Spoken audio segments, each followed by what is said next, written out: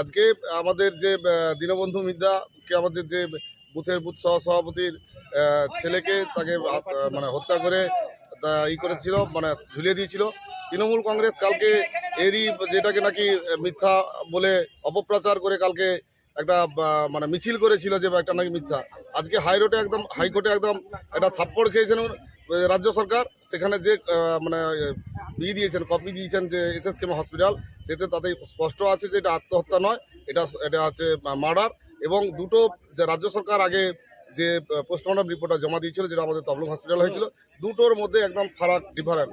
তার জন্য জাস্টিস ওনাকে আজকে মানে রায় দিয়েছেন যে এই দুটো রায়কে ভেরিফিকেশন, মানে দুদিকে যে পোস্টমর্টমের যে রিপোর্ট, এই দুটোকে ভেরিফিকেশন করার জন্য কেন্দ্রীয় একটি ইন্ডিয়ান কাউন্সিল বলে কোনো একটা কেন্দ্রীয় সংস্থাকে দুটো রায়কে জাস্টিফাই করার জন্য দিয়েছেন। এবং সামনের 13 তারিখে এর রায় ঘোষণা হবে, পূর্ণাঙ্গ রায়।